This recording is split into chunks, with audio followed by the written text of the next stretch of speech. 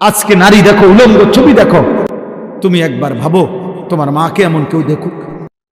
তুমি একবার ভাবো তোমার বোনকে এমন উলঙ্গ দেখুক? তুমি একবার ভাবো তোমার মেয়েকে একবার কেউ উলঙ্গ দেখুক? আত্মমর্যাদা রক্তে যদি এক ফোঁটা ঈমান থাকে, সে কি এটা মেনে নিবে? তাহলে তুমি যাকে দেখছো সে তো কারো মা, সে তো কারো বোন, সে তো কারো মেয়ে, সেও তো কারো ফুফু, সে তো কারো খালা। বাবা মা আপনাদেরকেও বলি, বয়স্ক বাপ চাচা, গাফলতি আপনারাও বেশি করতেছেন। আপনারা সব আলাদা আলাদা হয়ে গেছেন। বউরে বউর রূপে ছেড়ে দিচ্ছেন, নিজে নিজের উপরে চলতে আছেন। জিফুতের হাতে ছেড়ে দিচ্ছেন যে বাবা সবাই আলাদা আলাদা থাকো, শুধু খানার টাইমে একসাথে ভাত খাইবা। আর আমি বাপ হিসাবে তোমাকে লেগা, তুমি চিন্তা করো না, তুমি চরিত্র নষ্ট করো, আমি বিল্ডিং বানাইতে আছি। তুমি নারী দেখো সারা রাত, উলঙ্গ ছবি দেখো, আমি আব্বা তোমার জন্য খাট বানাই দেব। তুমি মেয়ে চরিত্র নষ্ট করো, তুমি মেয়ের জন্য দরকার হইলে আমি সুদে পারি, কিস্তিতে পারি, তোমার জন্য আমি যা লাগে ব্যবস্থা করে দেব। তুমি প্রেম করতে থাকো, তুমি কোনো অসৎ চরিত্রহীনের সাথে কথা বলতে থাকো, তোমার চরিত্র তুমি শেষ করে দাও, আমি আব্বা আছি, তুমি চিন্তা করো। এর নাম বাপ, এর নাম বাবা, মুসলমান। এটা বুঝি কথা হইল? এতগুলো ছেলের চেহারায় তোমাদের কোনো নামাজের চিহ্ন নাই। ছি ছি ছি, আমি দাঁড় করাই না তো প্রতিবাদ করো। তোমরা প্রতিবাদ করো যে না হুজুর আমরা নামাজ পড়ছি অধিকাংশ, আমি তাহলে দাঁড় করাই বেনামাজি। বেনামাজি তো হাইওয়ান, বেনামাজি তো চতুষ্পদ জন্তু, বেনামাজি চতুষ্পদ জন্তু তো আনআম। তার দিল আছে, সে আল্লাহকে বুঝে না, তার কান আছে, সে আল্লাহর কথা শুনে না। এত বড় মসজিদের আজান, 4টা হরন দিয়ে আজান দিছে, চারিদিকে 10টা মসজিদে এক লগে আজান হয়েছে। নাফরমান তোর কানে 10টা মসজিদের আজান হয়েছে, শুনছ, কিন্তু এরপরও আল্লাহকে সেজদা দিলি না। তো তোর চাইতে, আরে বেটা, ইবলিসকে তো আল্লাহ একবার বলছে সেজদা দিতে, সে একবার সেজদা দেয় নাই, আল্লাহ তাকে বিতাড়িত করছে। প্রতিদিন 5 ওয়াক্ত নামাজে মসজিদের আজান দিয়া তোকে বেটা কতবার বলা হয় সেজদা দিতে? তুই তো ইবলিসের চাইতে খারাপ বেটা, শয়তান কোথাকার বেটা, তোকে আল্লাহ ডাকে নাই?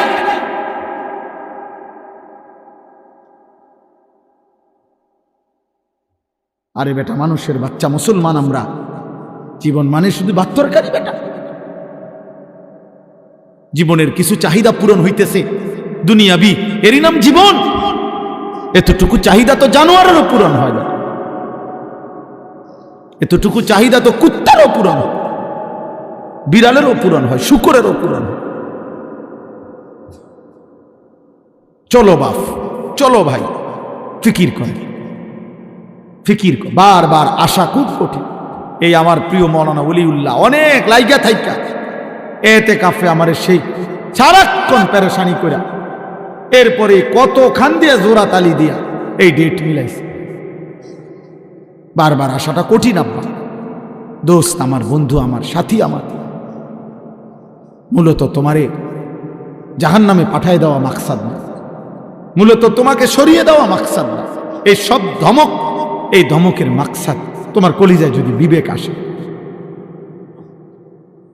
তোমার ভিতরে যদি কোনো অনুভূতি জাগে, আমি তো আমার প্রতিপক্ষ না যে আমি এই দলের, আমার বিরোধী দলের লোকরে পাইছি সুবিধা মতো যেন সুরে লেলাম, এমন কিছু না। আমি কোনো প্রার্থী না, আমার কোনো মার্কা নাই। আমরা প্রত্যেকে ইনশাআল্লাহর জন্য আমি অনুরোধ করছি, আমরা যদি বুঝি কিংবা না বুঝি, আমাদের মৃত্যু হবে। আমাদের মনে থাকলেও মরে যাব, মনে না থাকলেও মরে যাব। আমরা হাসলেও মরে যাব, কাঁদলেও মরে যাব। সুখেও মৃত্যু হবে, দুঃখেও মৃত্যু, রাজপ্রাসাদেও মৃত্যু হবে, জীর্ণ কুড়ে ঘরেও মৃত্যু হবে। সেজদা দিতে দিতে কেউ আব্দুল কাদের জিলানি হলেও মৃত্যু হবে, আল্লাহর নাফরমানি করতে করতে কেউ ফেরাউন নমরুদ হলেও মৃত্যু হবে। হবে কিনা বলে? ছেলেরা বলো না বাপ হবে? তো তুমি তুমি বাপ কি করছো? তোমরা ছেলেরা বলো কি করছো আব্বা? একটি জাতির যুব সমাজ যদি নষ্ট হয়ে যায়, একটি জাতির যুব সমাজ যদি অকর্মণ্য হয়ে যায়, মেরুদণ্ড যদি ভেঙ্গে যায়, ওই মানুষ আর দাঁড়াইতে পারে। মেরুদণ্ড যদি ভেঙ্গে যায় তাহলে ওই মানুষ আর বসতেও পারে। খোদার কসম, কিতাবে আছে প্রত্যেক জাতির যুব সমাজ ওই জাতির মেরুদণ্ড। আশ-শাবাবু হুম আসাবুল উম্মাহ। প্রত্যেক জাতি, এই পৃথিবীতে যত আন্দোলন, যত ইতিহাস, যত ঐতিহ্য, যত মতবাদ, যত চেতনা এই পৃথিবীতে প্রতিষ্ঠিত করতে হয়েছে, মানে যৌক্তিক হোক অযৌক্তিক হোক, প্রত্যেক চিন্তা চেতনা মতবাদ কোনো কিছু যদি পৃথিবীতে প্রতিষ্ঠিত করতে হয়েছে, তো যখনই রক্ত লাগছে, জীবন দিতে হয়েছে, আত্মোৎসর্গ এরকম লাগছে যতবার, যতজন, প্রতিবারই রক্ত দেওয়ার যতবারই প্রয়োজন হয়েছে, রক্ত ঝরেছে যুবকের রক্ত। স্বাধীনতা বলেন, আজাদি বলেন, ইতিহাস বলেন, ইসলামের জিহাদ বলেন, সব কিছুতেই যুবকের পবিত্র রক্ত বড় দামি। আজকে বিশ্বাস করো আব্বা, তোমাদেরকে দুশ্মন এইভাবে হাতের পুতুল বানায়া তোমাদের চিন্তা চেতনা বিগড়ায় ফেলছে, তোমাদের আখলাক চলাফেরা বদলায় ফেলছে। একটা বারও ভাবনা আসে না যে আমি তো মুসলমান, আমি তো মুসলমান, একজন মুসলমান, আমি সারাটা দিনে একটা ওয়াক্ত নামাজ না পড়ে কেমনে ঘুমায় গেল? কিভাবে সম্ভব এটা? আমি কত চিন্তা করছি আমার জীবনে, আমি এটা অনেক সময় ভাবি, আমার এটা মানে রীতিমতো শরীরটার মধ্যে কাঁপ দিয়া উঠে যখনই আমার মনে হয় যে ইন্না লিল্লাহ, এটা কি মুসলমান রে?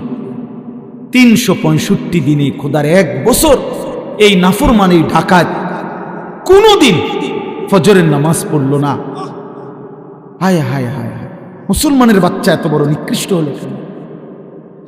এমন আল্লাহ ভুললো কেমনে? মালিক এভাবে ভুলে যায় কেন? কেউ তোমারে মনে করাইলো না বাবা, কেউ তোমারে বললো না একবার? আমার মা আমারে আজীবন আলহামদুলিল্লাহ নামাজের কথা বলছে। আমার মায়ের বয়স এখন 75 বছর, আমার মা আজও বৃদ্ধ বয়স, মাহাজুর হয়ে গেছে, মা আমার অসুস্থ, দুর্বল একদম, অনেকক্ষণ লাগাইয়াও 1-2 শব্দ কথা কইতে কষ্ট হয় মার। সেই মা আজও 75 বছর বয়সে আমার আম্মা আজও আমারে জিগায়, ফুত নামাজ ধরছে? কসম আল্লাহ, আমাকে জিজ্ঞাসা, আমারে মালিকের ইহসান। তোমাদের অগণিত ছেলেকে তোমাদের মা বাবা সবাই ভুলে গেছে।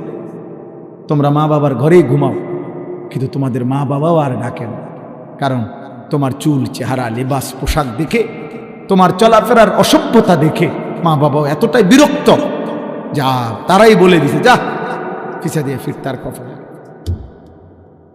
তার পথে সে চলুক, ওই তো না তারে দিয়া। কাঁদে অনেকে, হুজুর চেষ্টা করছে, ওই তো না। আজকে একজন আমারে বলছে, হুজুর আমি 2টা বছর আপন সন্তানের কাছে কত কান্দা কাঁদছি, আল্লাহর একটা সেজদা দিতে দেন। এই জন্য বললাম, কোন মানুষের জন্য এর চাইতে বড় লানত, অভিশাপ আর কি যে তার আপন মা বাবাও এখন আর তার আখিরাতের জন্য ভাবেন। বিষয়টা চিন্তা করে, আপন বাবা মা ছেড়ে দিছে, যা পরে দিয়ে আর হইতো না, তাহলে আর তার জন্য দুনিয়াতে ভাববে কি? এর চাইতে আপন হবে কি? স্বার্থপর এই দুনিয়ায়, বাকিরা তো সবাই স্বার্থপর।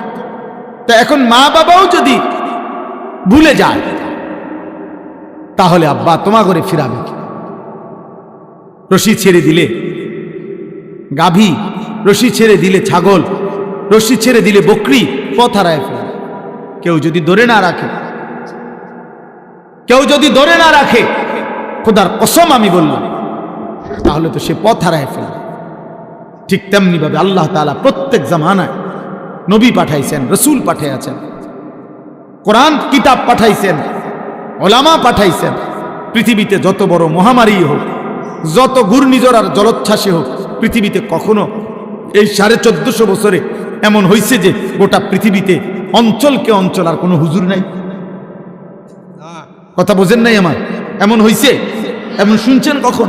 না, আল্লাহ বলছেন আমার বান্দাকে ধরে রাখার জন্য, আল্লাহর দিকে ফিরাবার জন্য, আমার কথা পৌঁছাবার জন্য আমি কুদরতি ভাবে ব্যবস্থাপনা প্রত্যেক জামানায় করে আসছি, ইসরাফিলের ফু পর্যন্ত করতে থাকব। আমার কথা হবেই, আমার কথা বলবেই, আমার দিন প্রচার হবেই হবে, এভাবেই একদিন ইসরাফিল ফু দিবে। এই জন্য আমার শেষ কথা, আমি যে দুইটা আয়াত পড়ছি, এই দুইটা আয়াতের এই আর একটু কথা। আল্লাহ তাআলা বলেন ওয়াকালু আইদা যালালনা ফিল আরদ আইন্না লাফি খালকিন জাদীদ। দোস্ত, এই শেষ আর 5 মিনিট কথা মনোযোগ দিয়ে শুনুন। দুইটা আয়াতের তরজমা। আল্লাহ তাআলা বলেন সমস্ত কাফের মুশরিক মক্কার বেঈমানরা নবীজিকে প্রতিদিন বলতো, মুহাম্মদ আমরা সবাই মৃত্যুর সাথে সাথে কবরে মাটিতে একটা সময় পরে আমরা মিশে যাব, হারিয়ে যাব মাটির সাথে, এরপরে পুনরায় আমাদেরকে সৃষ্টি করে হাসরের ময়দানে আবার উঠাবে। এটা কিভাবে সম্ভব? কিভাবে সম্ভব? কই পাইবে আমাদেরকে? কিছু ছেলে দেখেন কি পরিমাণ অসভ্য, ও যে বারান্দায় দাঁড়ায় কথাই বল, আর এই বদনসিব রে, আজীব দেখছেন গাদ্দার কেমন, ন্যূনতম কোনো ভয় বলতে পারছে। আহা, কিছুই মনে করে না, কাউকে কিছু মনে করে না। আল্লাহ কি, রাসূল কি, কোরআন কি, আখিরাত কি, কিচ্ছু দরকার নেই। ওর চাহিদা পূরণ, ওর মনের ইচ্ছা। এই সমাজটার এই হাল। আপনারা তাকায় দেখেন, এই 2-4 জন যারা বাবা চাচা আছেন, আপনারা আপনাদের ছেলেরা একসাথে হয়েছে, আপনারা দেখেন আপনাদের ছেলেদের চেহারা, এগুলো আপনাদেরই সন্তান, কারো ভাতিজা, কারো ছেলে, কারো সন্তান, কারো চাচতো ভাই, কারো মামতো ভাই।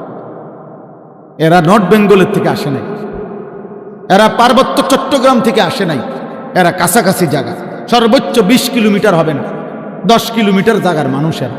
তাহলে 10 কিলোমিটার জায়গার একটি অঞ্চলে সংখ্যাগরিষ্ঠ মুসলমান বাংলাদেশে 10 কিলোমিটার অঞ্চলের মুসলমানের জীবনযাত্রা কিশোর যুবকের যদি হয় এরকম যে 5 ওয়াক্ত নামাজ পড়ে না বেশি অংশ, তাইলে পুরা দেশের হালাত কি?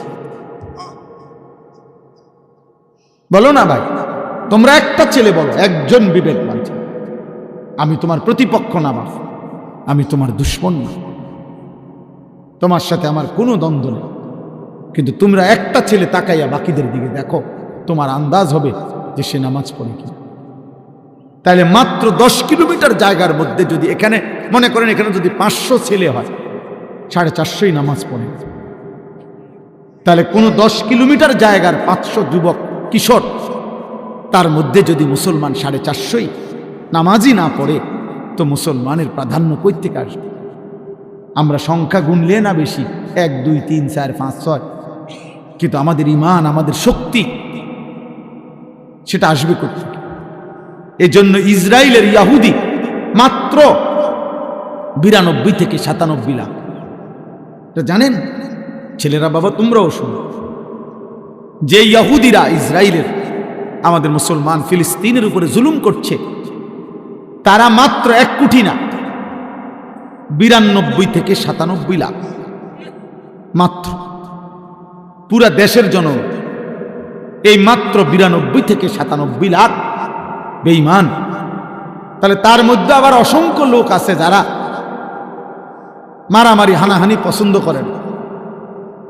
অল্প কিছু মানুষ আছে দুষ্ট, এই অল্প কিছু ইহুদি দুষ্ট জালেম, এদের যন্ত্রণায়, এদের অত্যাচারে আজ আমরা 250 কোটি মুসলমান, আমাদের যেন নৌকো নাই, আমাদের যেন কথাও নাই, আমাদের হিম্মত নাই। আমাদের কত স্লোগান, আমাদের কত মিছিল, আমাদের কত গণসংযোগ সারা পৃথিবী জুড়ে আমরা, কিন্তু কোনো কিছুতেই ওরা ফিলিস্তিনের উপরে জুলুম থামায়। চিন্তা করে, এই জন্য বললাম আর কি, আসলে ভাবো ভাই, আমার একটা কথা সবসময় মনে রাখবা, কিশোর যুবক ভাই, তোমার আর তোমার দাদার বয়স সমান না, তোমার আর তোমার বাবার বয়স সমান না। অতএব তোমার দাদা তোমার আগে কবরে চলে যাবে, আগামী পৃথিবীতে আরো হায়াত দিলে আল্লাহ তোমাদের হায়াত দিক, আমরা দোয়া করি আল্লাহ তোমাদেরকে বাঁচিয়ে রাখুক, তোমরা আরো 40 বছর বাঁচবা, তোমরা আরো 40 বছর বাঁচবা। আর আজকে মাত্র 18-20 বছর বয়সে যদি এত নারী, এত ছবি, এত গুনাহ, এত অশ্লীলতা, এত বেনামাজি জীবন সবাই মিলে করছ, তো তোমাদের পরবর্তী জেনারেশন কি করবে? কোনো বিবেক থাকলে আন্দাজ করো, বিবেক থাকলে তোমরা ভাইব যে আগামীর সমাজটা কি হতে পারে। গতকালকের পত্রিকার রিপোর্টে আসছে মাত্র 1 বছর 24 সাল এবং 25 সাল 1 বছরের ব্যবধানে পত্রিকার রিপোর্ট হলো যে বাংলাদেশের মধ্যে আপনার এইডস আক্রান্ত রোগী গত 10 বছরের চাইতেও সংক্রমণ HIV আক্রান্ত ব্যক্তির পরিমাণ অনেক বেড়ে গেছে। অবাধ যৌনাচার, জিনা, ব্যভিচার, নারী পুরুষ, ছেলে ছেলে হারাম অশ্লীল সম্পর্কের কারণে এইডস আক্রান্ত, HIV বেড়ে গেছে। চিন্তা করে, এই জন্য বললাম আগামীর সমাজে তোমার কিংবা তোমার পরিবারের নিরাপত্তা তো দরকার, চরিত্রের পবিত্রতা তো দরকার। কেউ তো চাইবে না তার মাকে, তোমরা যেমন আজকে নারী দেখো, উলঙ্গ ছবি দেখো, তুমি একবার ভাবো তোমার মাকে এমন কেউ দেখুক? তুমি একবার ভাবো তোমার বোনকে এমন উলঙ্গ দেখুক? তুমি একবার ভাবো তোমার মেয়েকে একবার কেউ উলঙ্গ দেখুক? আত্মমর্যাদা রক্তে যদি 1 ফোঁটা ঈমান থাকে, সে কি এটা মেনে নিবে? তাহলে তুমি যাকে দেখছো সে তো কারো মা, সে তো কারো বোন, সে তো কারো মেয়ে, সেও তো কারো ফুফু, সে তো কারো খালা। আল্লাহ আমাদেরকে বিবেক দান করে। এজন্য আল্লাহ বলেন ওয়াকালু আইদা যালালনা ফিল আরদ আইন্না লাফি খালকিন জাদীদ। প্রত্যেক যুগের পাপী নাফরমান মুশরিকরা তারা বলতো, নবীজিকেও বলছে মক্কার কাফেররা, যে মুহাম্মদ আমরা হারিয়ে যাব মাটিতে, মাটির সাথে মিশে একাকার হয়ে যাব, আমাদেরকে পুনরায় নতুন করে আখেরাতে কিভাবে আল্লাহ সৃষ্টি করবে, পাবে কোত্থেকে আমাদের? আল্লাহ বলেন বাল হুম বিলিকাই রাব্বিহিম কাফিরুন। আসলে বন্ধু বিষয়টা এটা না, বিষয়টা হলো ওরা বুঝে আমি এটা করতে পারবো, কারণ আমি আল্লাহ সর্বশক্তিমান, এটা ওরাও মানে। আর সর্বশক্তিমান যিনি, তিনি সব করতে পারেন, তাইলে এটা আমি যে পারবো এটা তারা জানে। কিন্তু মূল বিষয় হলো দোস্ত, তারা জানে আজকে যদি এই বেঈমানগুলো মুখে বলে যে আমরা আখিরাত বুঝছি, মানলাম, তাইলেই তো অসভ্যতার এই জীবন, অশ্লীলতার এই জীবন, নাফরমানির এই জীবন, চুরি ডাকাতি, মদ, জিনা, ব্যভিচার, হত্যা, খুন, ধর্ষণ, নির্যাতন, অশ্লীলতা এগুলো ছেড়ে দিতে হবে, আল্লাহর হুকুম মানতে হবে। এই জন্য আমার সামনে মুখোমুখি হইলে কেমনে নিজের পাপের হিসাব দিবে, গুনার হিসাব দিবে, এইটা তারা চায় না। এই জন্য ইচ্ছা করে আখিরাতকে বুঝতে চায়, বুঝতে চায়। এবার আল্লাহ বলেন, শেষ কথা হলো কুল ইয়াতাওয়াফাকুম মালাকুল মাউতিল্লাযী ওয়াক্কিলা বিকুম সুম্মা ইলা রাব্বিকুম তুরজাউন। আল্লাহ বলে, বান্দা, হে নবী, আপনি বলে দেন, তোমরা মানো বা না মানো, এই দুইটা নিশ্চিত শুনো বান্দা, যে তোমাদের প্রত্যেককে আমি আল্লাহর পক্ষ থেকে নির্ধারিত ফেরেশতা মালাকুল মউত আজরাইল তোমাদের জান কবজ করবে, মৃত্যু ঘটাবে। আর অতঃপর তোমরা সকলেই আমি আল্লাহর কাছে হাসরের ময়দানে জমা হবে। অর্থাৎ মৃত্যুও হবে, আখিরাতও হবে, মৃত্যুও হবে, আখিরাতও হবে, মৃত্যুও হবে, আখিরাত। এই জন্য বাপ, এই দুই সত্য আমাদের মৃত্যু। আমরা কি দেখি মৃত্যু কারো হয়? কথা বলে না। আমাদের সমাজে কারো মৃত্যু হয়? কথা বলেন, কারো মৃত্যু হয়? তো যেহেতু মৃত্যু হয়, অতএব আখিরাতও হয়। কারণ মৃত্যু হবে এই কথাটা বলছে কে? আল্লাহ। আখিরাত হবে এই কথাটা বলছে কে? তো আল্লাহর বলা যদি প্রথমটা ঠিক হয়, তো পরেরটা ঠিক হবে না কেন? সহজ হিসাব না? আল্লাহই বলছে মৃত্যু হবে, তো মৃত্যু হচ্ছে নি, তো তাইলে এটা যেহেতু হচ্ছে, তো ওইটাও হবে। সোজা হিসাব, এটার একটা সহজ কথা, দুইয়ে দুইয়ে চাই আখিরাত হবে। আল্লাহ যদি আমি বলতাম আল্লাহ আপনার বহুত কথা এলোমেলো, নাউজুবিল্লাহ, আপনার বহুত কথার মিল পাইছি না, তাহলে আমরা বলতে পারতাম আখিরাত হবে না। কিন্তু আল্লাহর কথার মধ্যে মিল নাই, অমিল এমন কথা কোনটা আছে কোথাও? তাইলে আল্লাহর সব কথা যদি সত্য এবং তাই সত্য, তাহলে আখিরাত সত্য। অতএব আল্লাহ বলে, বান্দা ভুলে যেও না, ভুলে যেও, ভুলে যেও না, ভুলে যেও না। কোরআন শরীফ আছে, ফাজুকু বিমা নাসিতুম লিকা ইয়াউমিকুম হাদা ইন্না নাসিনাকুম। আল্লাহ বলবেন কিয়ামতের দিন, হে জাহান্নামী নাফরমান, দুনিয়ায় থাকতে তুমি আমার আখিরাতকে ভুলে গেছো, আজ আখিরাতে আমি আল্লাহ তোমাকে ভুলে গেলাম। জুকু জাহান্নামের আযাব। ঠিক আছে, সেদিন তুমি আমাকে ভুলেছ, আজ আমি তোমাকে ভুলে গেলাম, আজ দেখি তোমাকে রক্ষা করো কি। এজন্য আমি হাত জোড় করে বলি, প্রিয় ছেলে, বাবা, বয়স্ক, কিশোর, যুবক, ছেলে, বাপ, তোমারে তুমি নষ্ট করো না। আমি আবারও বললাম, তোমারে ছাড়াও পৃথিবী থাকবে, তোমার নাম ছাড়াও পৃথিবীতে থাকবে, কিন্তু তোমায় চরিত্রহীন হলে, আখলাক নষ্ট করলে, এক ওয়াক্ত নামাজ না পড়লে, আল্লাহ না চিনলে, একদিন নিশ্চিত কবরে যাবে, আর সেদিন তোমার জাহান্নাম তোমাকেই জ্বলতে হবে। আল্লাহ আমাদের প্রত্যেককে হেফাজত করেন, ঈমান আমলের জীবন দান করেন, উত্তম আখলাক দান করেন। আল্লাহ তাআলা আমাদের প্রত্যেকের বিবেকের মধ্যে আখিরাতের ফিকির দান করেন। আলহামদুলিল্লাহ।